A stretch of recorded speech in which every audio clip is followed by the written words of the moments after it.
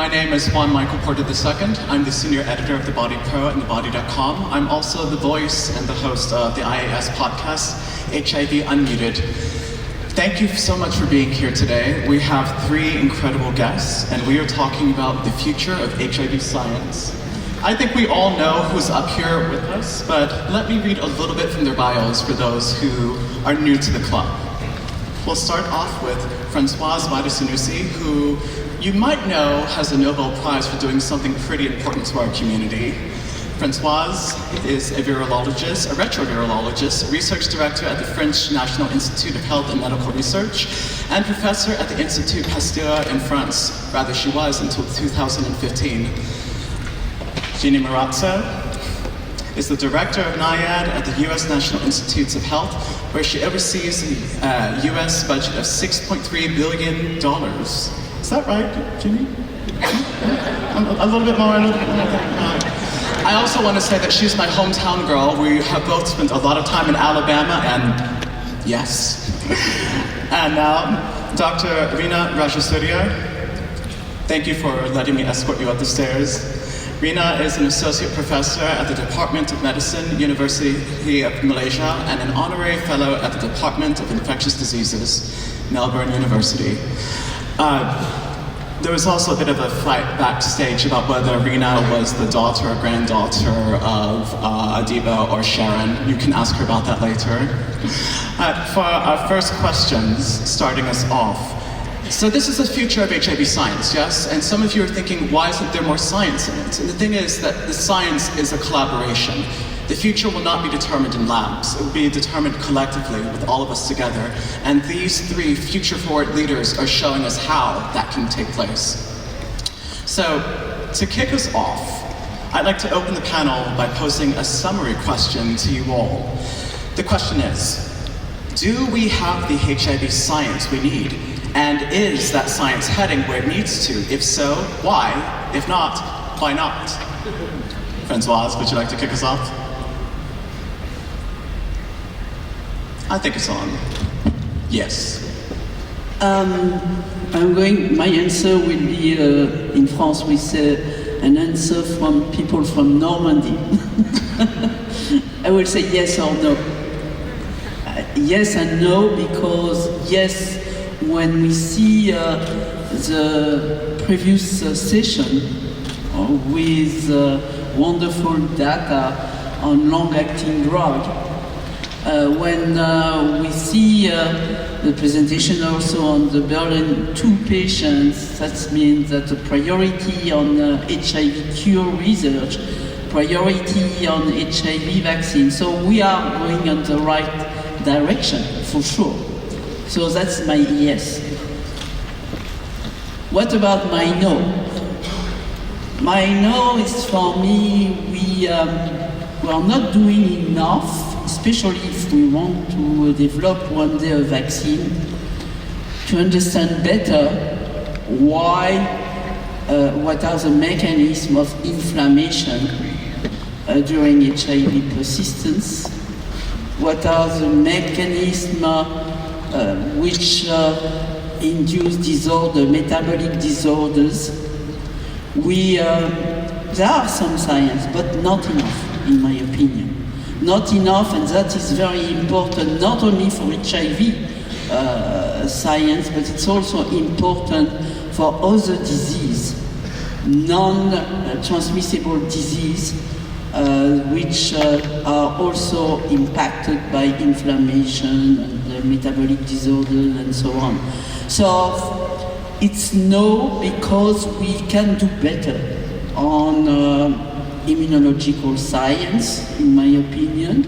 We can do better also in social science, economical science, political science, and I think we need to develop more community science. It has been said before, I mean, we put people first. So if we put people first, let's put people as an expert, community expert, that was said one day. So let's work together, the scientists and community experts together. Thank you. I'm going to save you for last, hometown girl. Dr. Rajasuriar. Thank you. Can you hear me? Yes. Okay. So I also have a yes and no answer, actually. Okay. So I think we don't have the science yet. The evidence is that we have good prevention tools, but we still have not made tangible impact at a population level to reduce transmission. We have effective antiretrovirals, but still a quarter of 25% of people living with HIV don't have access to this. And as a result of that, one person dies of AIDS-related causes every minute. We heard about that in the recent UNAIDS report. And despite being on antiretroviral therapy long-term with good suppression of viral load, we still have excess disabilities from comorbidities and cancers in those living with HIV. So I don't think we have the science yet, but it may not be lab-based science. We have the tools, but we haven't gotten it in the hands of people who need it the most.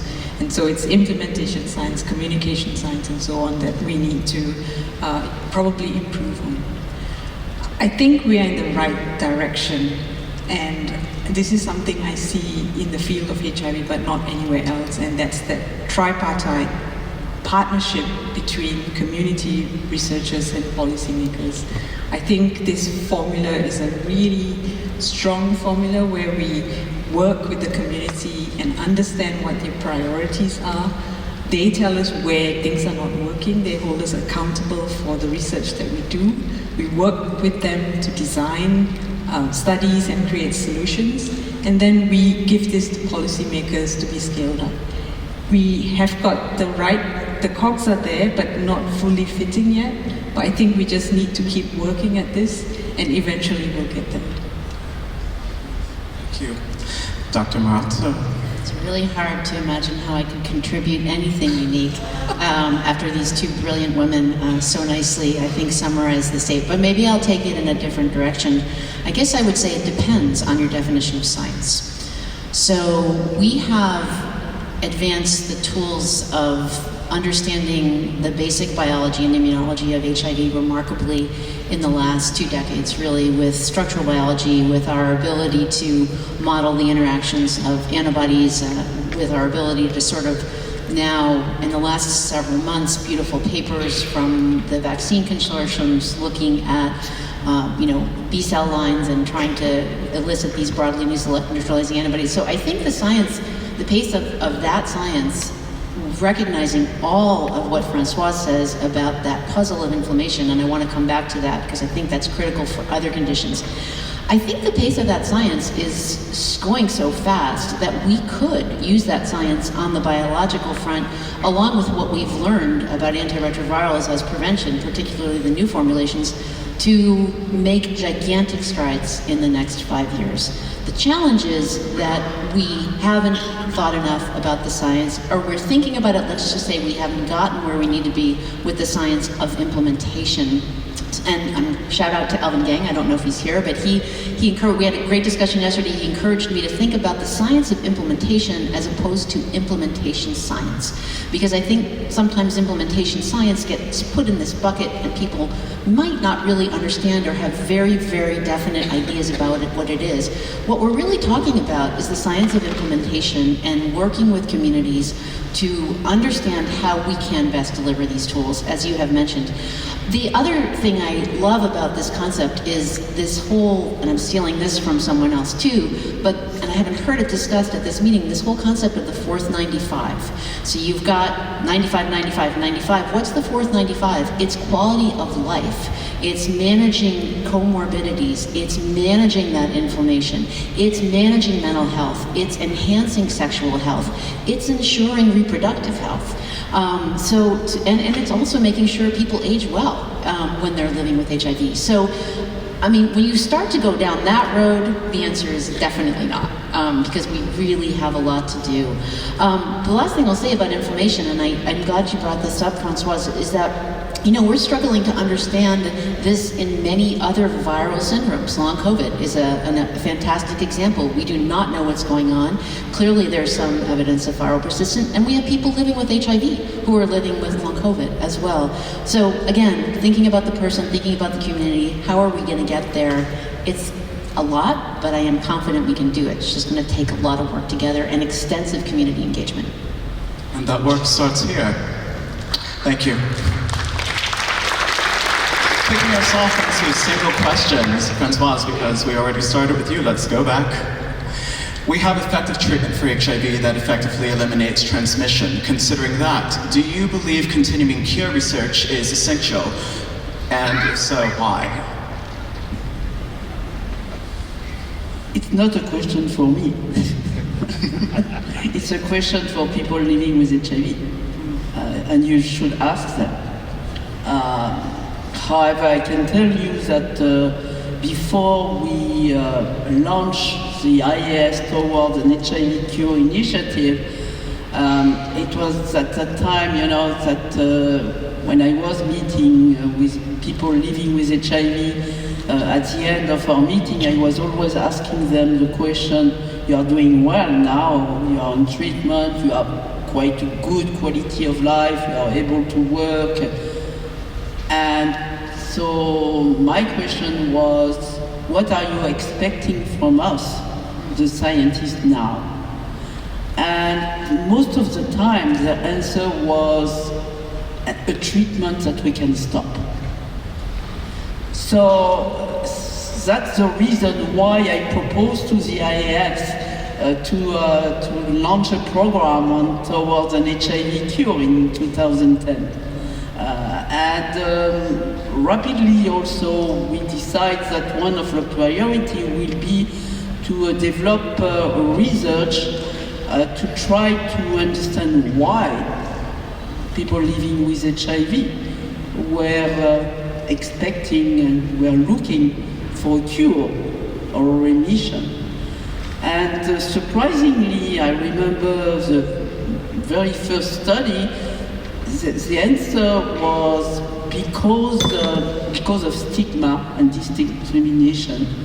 If we don't need to take any more treatment, and if we become HIV totally negative, then we will not have stigma discrimination. Another answer I remember they said was because we are still afraid to infect others, even if we are undetectable on treatment.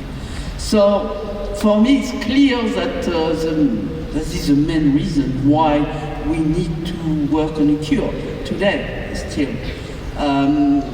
Of course, there are plenty of other reasons. The fact that on long term there's problem of adherence, on long term it's very expensive, it's difficult in some countries and for some population to have access to treatment. So there's plenty of reasons why we need a cure. But my first reason is because people living with HIV wants to have it. And you put people first. Thank you. Jeannie, there's a lot of buzz at the conference, so thank you. About progress in HIV prevention, including, for example, longer-acting injectables, the effectiveness of doxycycline in pre- and post-exposure prophylaxis. Are these innovations truly game-changing and reaching elusive targets? And that word elusive bugs me, but I'll let you speak on that. Elusive. Let's start with the antiretroviral news, so the lenacapavir news. I think anything that affects better prevention, especially to the degree that we saw this morning, is a game changer. There is no way that is not. It is astonishing. It is encouraging. It makes me very hopeful that we can really bend the curve in places where we have not been able to bend the curve, and that's not just in South Africa in young women, it's also in Alabama and many other places in the Deep South in the US, so the Global South. So I do think that's a game changer. Of course, the devil will be in the details, in actually making sure that the people who want these agents are going to be able to access them. There was a fascinating session last night on monoclonal antibodies, where people broadly neutralizing monoclonal antibodies and the role they might have in prevention. And there were some surprising revelations about concern around antiretroviral, particularly injections, for the use of PrEP. So I keep coming back to this concept of yes, and we need choices. The other point I really want to make about that is that not everybody is so super organized in their life, and I've said this multiple times, that they can plan for every sexual encounter to have an optimal degree of antiretroviral in their system so that they don't get HIV. Many sexual encounters, particularly when there are power dynamics at play, occur when the women in particular, but also younger, vulnerable people, trans people, people who are selling sex, they just don't have the structure or the wherewithal or even the self-esteem, frankly, to be sure that they have access or can get access to these. So I continue to believe that for some people, on-demand products are really important because we need a spectrum of agents across the spectrum of behaviors and contexts that put people at risk for acquiring HIV. So I'm very encouraged. I do think that's a game changer. Let's see what happens. There are new products being developed too that may even be oral, that may be less frequent injections, who knows? So I think we are definitely on a good path. Doxy-PEP is an interesting question. I think for me it is a hopeful transition to the time that we have a vaccine, particularly for syphilis and gonorrhea.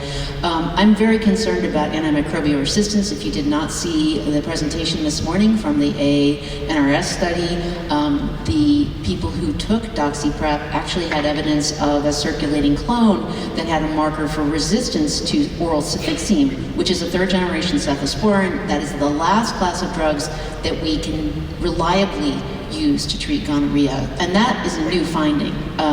Lots of resistance to fluoroquinolones, lots of resistance to tetracycline, including high level. So I think there's no question, the more antibiotics you use, the more you're going to prompt, especially this kind of very, very skilled pathogen, to be pushed to develop more resistance. So I think there's a window for DoxyPep. Is it 5 years? Is it 3 years? I don't think it's 10 years. So we got to get busy getting vaccines for STIs out there. Thank you. Reena, what current models or guidelines in HIV prevention care or treatment most need to be challenged, and why? I know that's a big one. That's a big one, and I say this at the risk of alienating all my clinical colleagues, actually. But I feel I need to say it because I feel strongly about it, and I think we really need to challenge how we measure the success of HIV care in our clinics. And I say this from the perspective of working in the area of HIV and aging. I think we started, when we started monitoring HIV treatment, it was largely using viral load. It was in an era where the goal of treatment was really just to extend life. But we have 40 million people living with HIV on treatment, so it's no longer about extending life, but it's extending meaningful life. And the measure of viral load is just not enough to give us that picture. And so we need to start thinking about including quality of life as part of routine care. And there are many different tools out there, but and you know, we can discuss how we get to it, but we do need to get to it. We've talked about quality of life, optimizing quality of life as the fourth 90. We've talked about it for years, but we haven't really done anything to move in that direction and get us to a level where we can understand what are the issues and what are the challenges people living with HIV, the clients that we're working with. And it's a really good method to better understand the needs and the vulnerabilities, but we're just not using it. So I do think that it is high time that we start including assessments of quality of life as part of routine clinical care, and include this in national strategies as targets as well, so that if we don't measure something, we won't work towards improving it, and we won't be held accountable for it. So it's really important that we start tracking this. Yes. You know, living with HIV, I'm so glad that this conversation is happening and that you all are leading it, because it really is putting people first, and just to, again, push it into everyone's space. there's an art to the science, and the science is more than what we see in laboratories, but there's also a cost. And Dr. Marrazzo, Jeannie, there's a shift in financing the HIV response. Countries are being asked to take on a greater share of supporting HIV prevention, treatment, and care. What does this mean for where we go from there? So remember that our institutes fund research. We don't fund access or really deal with it, except to work very closely with our partners to deal with it. So it's not that we don't deal with it, but we work very closely with our partners to specifically, more recently, I think about the science of implementation in places that really need it. So I would say there's a couple of pieces to this. One is in the discovery part and the product design and the study design involving these individuals in these countries who are going to use these products and making sure that you've got not just an appetite for it, a desire for it, but also that infrastructure to make it happen. It sounds in some ways like maybe we wouldn't be involved in that, but it's really critical because, again, it comes back to your very first comment about the science of the magic pill, the science of the magic shot is not going to get us where we need to be. So I think our role from where we sit, which is to fund the research, is to ensure that we are looking at that research through the lens of not just what is biologically optimal, but what is going to be feasible when you're asking partner organizations to make sure that people can get the drug. And I'm not sure, we've often been dazzled by science, right? Wow, this is going to be so cool. We can figure this out and it will just take 50,000 refrigerators to get out in a country to make. So I think that we, from where I sit, again, it's not our role to decide how that happens, but we have to be part of that dialogue from discovery to delivery. Yes. Dr. Barré-Sinoussi, your research is arguably one of the greatest contributions to HIV science. Is there any recent research that you deem to have great impact on the trajectory of the HIV response, and why? Somehow I already answered to that question. I mean, for me, clearly all the progress made regarding broadly neutralizing antibody, the BNABs, and data indicating that if you combine BNABs between themselves or combine to other therapeutic strategy, we may have very interesting data regarding remission or maybe one day cure. So these are really really great progress. Of course, I have to mention long-acting because long-acting drug for me is the greatest contribution that we have more recently, both for treatment and for PrEP. And for PrEP, I mean, we have seen the data with lenacapavir, but I'm sure that in the future we will have treatment that people can take, a drug that they can take only once a year and maybe once every 2 years, why not? So that will be wonderful for the future, but we are on the right track for prevention and for treatment to have a solution and to try to adapt solution, in my opinion, to people again. Because I don't think it will be exactly the same preventative strategy or treatment strategy for everyone. We have to personalize, in my opinion, for the future, the therapeutic and preventative approaches. And, some people sometimes are making in opposition development of broadly neutralizing antibody for prevention to drug like lenacapavir. I think that's wrong. We need both, for me, in the future. Just to follow up on that, considering how long we've been in this fight, do you think that we got to our innovations fast enough, and do you think it will take us long to get to the next breakthrough? Difficult to answer to that question. That's why you're doing it. I don't know. I really don't know. But I know that we have to do the maximum to make it possible for sure in the future. And we know how to do that. We did in the past. That looks like you had something to say, Jeannie. Go ahead. I wanted to offer a yes and a no. I think the yes is, look at what we did for SARS-CoV-2 mRNA vaccines. That was a triumph of speed and science, only because we had the foundation that largely was laid with HIV resources and investment. So, but look how fast we did that. So we couldn't have envisioned that with that particular platform and that technology 10 years ago. So I think from that standpoint, we may be faster to those innovations. Again, coming back to those beautiful papers in the last several months looking at the potential for vaccine.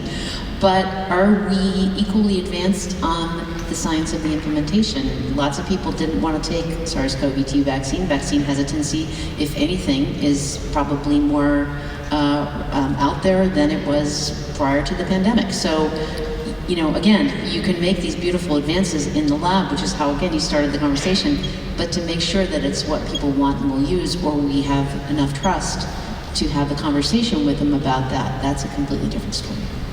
And Reena, moving from there with a new question, you talked about the fact that we need to do more, and thinking about getting the science out there to people so that they trust. You've opened a lab in a new space, you've done all kinds of things. How do we actually get that science out there so that people can trust it? Any ideas? I think communication is really important, and dealing with expectations. Communication from the media, communication from scientists. How do we talk about the science that we do? I think one thing I learned from Sharon is that if you can cure HIV but you can't talk about it and you can't communicate about it, it's not going to benefit anyone. So I think that the essence of communicating is important, but we sometimes don't get enough training in that. We are trained in lab science, we're trained in, you know, we can do all sorts of things in the lab, but very few programs actually spend time to train their scientists in order to, how do they communicate in conferences, how do they communicate to the media, how do they communicate to the public. And I think this is an aspect that when we think about training and science programming, it needs to come in, it needs to be part and parcel of what we're trained to do. Thank you for that, yes. Amen. And I'm going to continue with you. So many upcoming researchers struggle to challenge accepted wisdom or push back against established facts. How can we better welcome and include young investigators in research discussions? And if we had gate opening advocates, people who are busting the door open, if you will, what would that look like? It's a hard question, I think, also, because as scientists, I think we've got to be open and we've got to be ready to be questioned and to question. And I think, Francois, you have said this before, and it's never to accept dogma, it's to always question, can this be done better? Is there a different way to interpret this? But sometimes we forget, and as leaders in research groups, we, even to the best of our intentions, sometimes we may overlook this. So it's really to lead a group with intention, making sure that we create that space for intellectual discourse. And it's also to encourage a culture of active listening, which is really important. For all scientists out there, I think it's really important to get a mentor. And that takes time sometimes, and you may have 2 or 3 mentors, you know, who are mentoring you in different stages of your career. But they need to know you not just from a professional sense. They need to know you from a personal sense. They know your values, they know your motivations, and that's what that builds that trust. And you will know that they're in your corner when you need them. In the interest of time, we're going to do some rapid fire sessions, so sound bites, please. And then we'll move on to opening it up, because I know you have your questions. And on that, please make them questions without context, no rants. So, Jeannie, We often see a silo effect among HIV, STIs, and comorbidities. What can you tell us about the importance of treating the whole person in context? You know that's one of my favorite topics. I know. Because we love our pathogens as infectious disease people. They're great. Of course, we study them. We try to beat them into submission. But then, I take care of patients. We see patients. And when you're taking care of somebody, you're taking care of the whole person. You have what we call a problem list, and you're really trying to take care of all these things.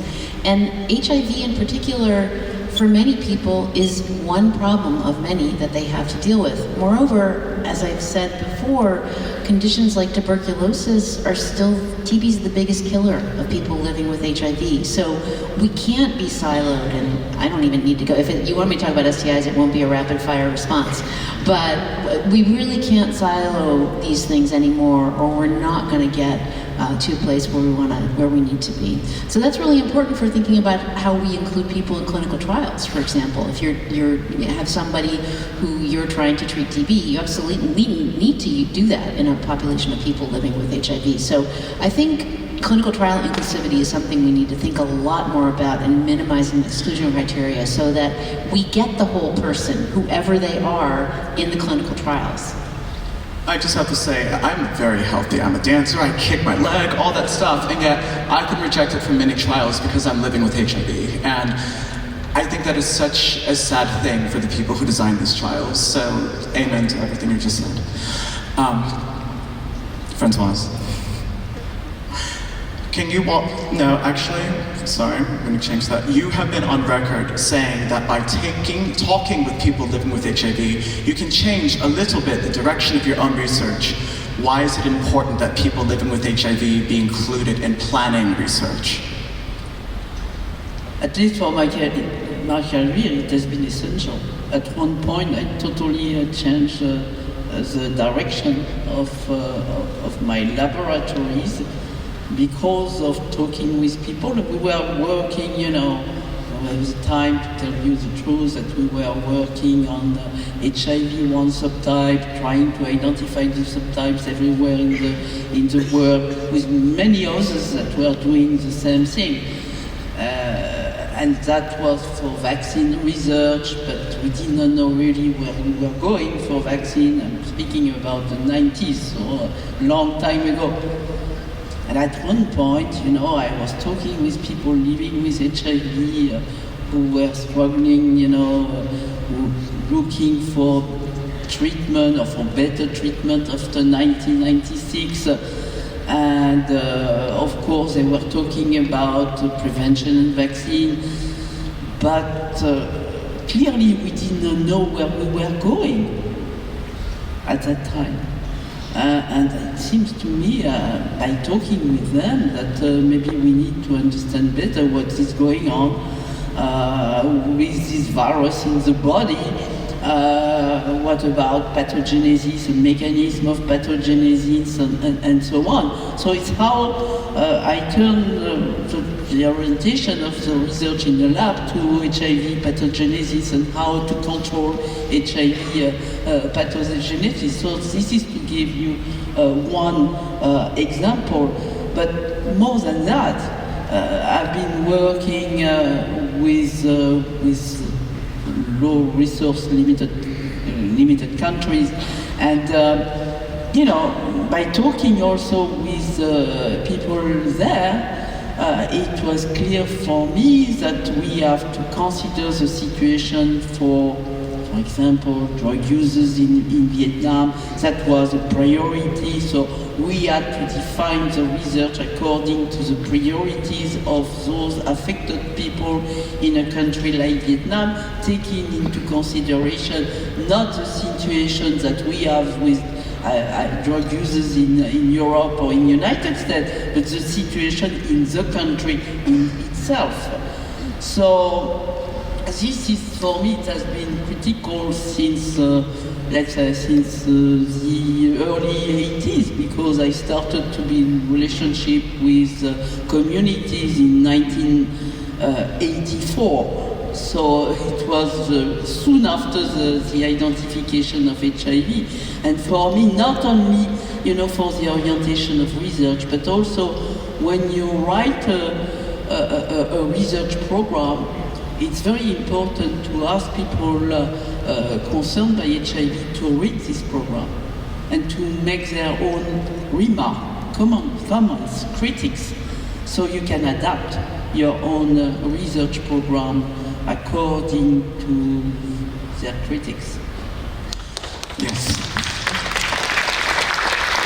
As we saw with Lena Kappa there, the next innovations will come from collaborating closely with the community. And will you take us away, Reena, with this final question, pointing to key areas in research that you consider underfunded, poorly invested in, or simply ignored?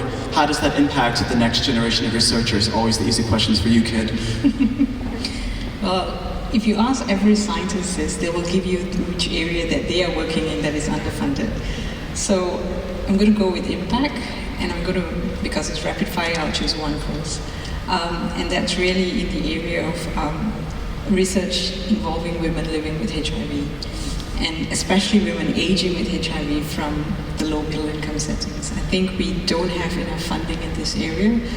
Women make up 53% of the 40 million people living with HIV. They are disproportionately affected by multi-morbidity, aging conditions like frailty and cognitive impairment, but yet we know so little with regards to the burden of this disease in low middle income countries. We don't know what are some of the gender and sex considerations to optimize screening, treatment, prevention in women. They are also disproportionately affected by social determinants of health. They are more vulnerable to poverty, to food insecurity, to social isolation, but yet, and all of these impact their trajectory of health over time, but we have no idea how we will modify some of this. And I think the other area that needs a lot more research is in the interaction of HIV and menopause health. There's so little data out there in how menopause impacts day-to-day functioning. How does it increase the burden of inflammation when they go through menopause and the subsequent risks of NCDs as they grow older. So these are just some of the areas that we don't know about, and we need a lot more funding in this area to support that. And I guess in terms of how does it impact research, when you have very little funding for a long time within a space, then people move away and start working on other areas, and you lose a pipeline of mentors and trainees in the area. When there's limited funding, the scope of research gets smaller. It's less impactful. There's less innovative ideas within the area. So eventually, the public suffers. Yes, thank you. Because I'm very nice, I'm now going to open up for Q&As. So if you have questions, please take a microphone. It would be nice to hear from some advocates as well. And if I don't see people lining up or running there soon, I'm going to ask my questions. So run!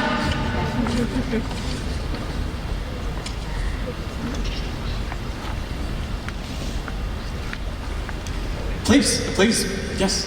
Hi, I have a question about basic science, and I want to draw your attention to basic science. I'm a very, very junior scientist, and I don't know about other countries, but at least in Canada, when we want to write a grant or write a paper, we always have to have this cliche sentence that what we have found is going to help to develop a therapeutic intervention to increase the quality of life in people with HIV. And I feel like it is so cliche, and the basic science is just being compromised, and we're losing our academic freedom. I'm going to cut you right there, just to get to the question, because I want them to answer. Okay, you. to have a translational output, what is the? I mean, you said scientists should communicate, and you said that we have to have I guess navigate our research to other things that they have grants. But what can be done for us? What's the future of basic science scientists? Thank you. I'm not sure I can understand the question, because basic science for me is essential. It's the first step you have priorities defined by people. But if to answer some of the priorities, the first step is